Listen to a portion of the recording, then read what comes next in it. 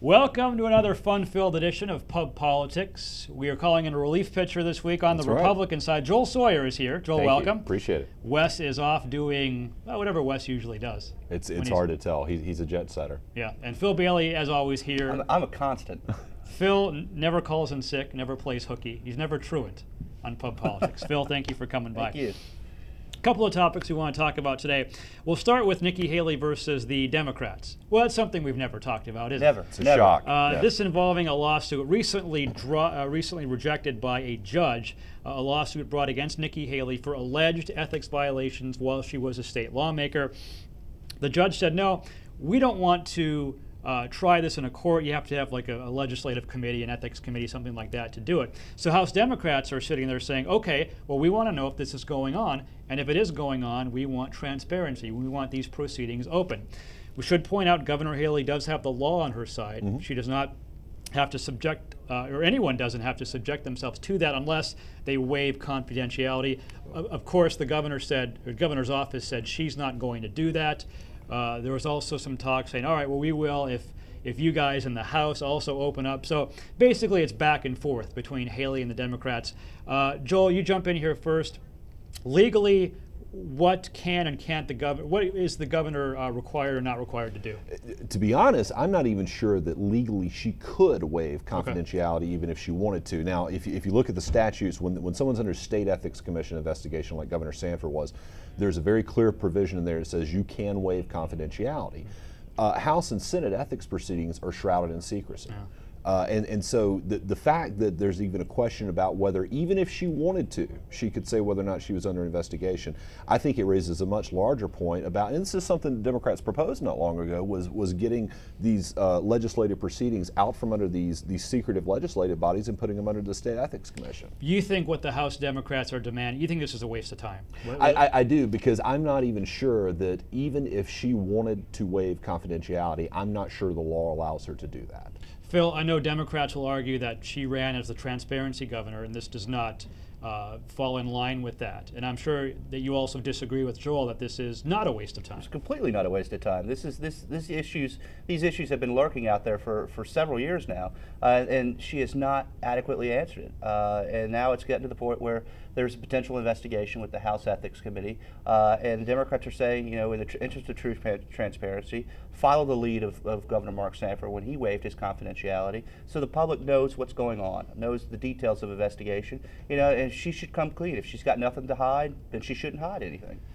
There are two different questions here. One is, can she or can't she? Mm-hmm. And I don't believe that the law allows her to. I mean, what you raised about Governor Sanford is correct. He did, and the law clearly allowed him to do that. What they're asking Governor Haley to do, the law does not make a provision for. Then you raise a question of should she or shouldn't she waive confidentiality? Let's say, hypothetically, she does have the ability to. Right. You know, that's a larger question about transparency. Now, I would argue that all of these allegations have been out there a while, and they have been adequately dealt with. Now, Democrats, of course, will probably try to go along with the, well, look what happened to Kennard. I mean, you guys are trying to basically use this as, here's what Republicans are doing in the state. There is a pattern. I mean, Dick Harpootlian said last year's election was not an election at all. It was a crime wave.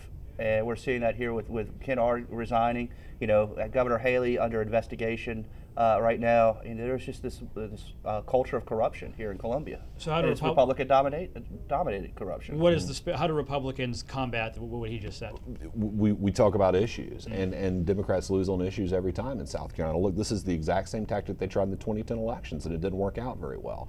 Anytime they try to make it about the personal failings of individuals, we're going to keep talking about issues, and people in South Carolina want to hear about issues, and we'll continue to win on issues. Go ahead, Phil. Well, I mean, Republicans have been in charge of the state for over a dozen years, and if people like what they see, they can continue to vote for it. But it's a matter of trust in government, and right now, you know, the Republican Party, the Republican brand, is just not trustworthy. You guys were in charge for about 100 years before that. It takes a little more than a decade to clean it all up. We got a long way to catch up from 12 years to 100. One of the issues you talked about, talking about issues, Joel. One of the issues is the state economy, South Carolina, jobs as well. A ceremonial groundbreaking today in Sumter for this Continental Tire plant. Nikki Haley was there. A big deal. This plant is 1,600 workers, jobs expected to be added by 2021. The unemployment rate right now in the state is 9.3%, which is lower than it was when Nikki Haley took office.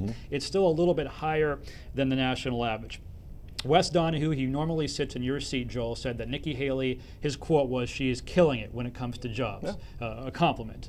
Agree? Yeah, absolutely. I mean, in terms of, there are a couple of different things you have to look at. One is in terms of job recruitment. She's doing a phenomenal job in terms of going out there, bringing in new businesses and recruiting them to our state, bringing high-profile companies in there. She's doing a phenomenal job. The other indicator being, what you're doing for small businesses, and that's kind of what the unemployment rate tells the story of in terms of, what are the overall soil conditions in South Carolina, and with the unemployment rate coming down like it is, hopefully that's a trend we'll see continue.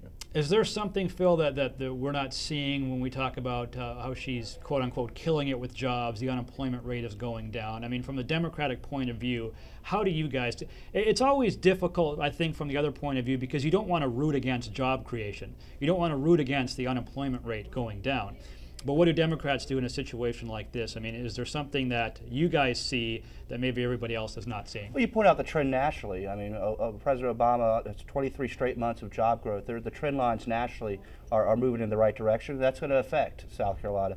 I will give Governor Haley some credit. She has put together a professional team at the Department of Commerce, something that's been lacking for a long time. And they're out there working hard and doing what they need to do. And some of it, and it's starting to pay off. What I do like to see, Democrats would like to see, is Haley a bit more involved, and sometimes some of these companies do need some incentive packages to come here in South Carolina, and she's oftentimes just sits on her hands on this. I think she needs to be more of a team player on some of these issues. Thanks, guys, for coming by. We appreciate it. Pub Politics Live is the website, pubpoliticslive.com, to see where these guys are every Wednesday in various pubs and locales across the Midlands. Wes is on vacation, I guess, or off doing his own business. On business, but he's on vacation from Pub Politics. Sure.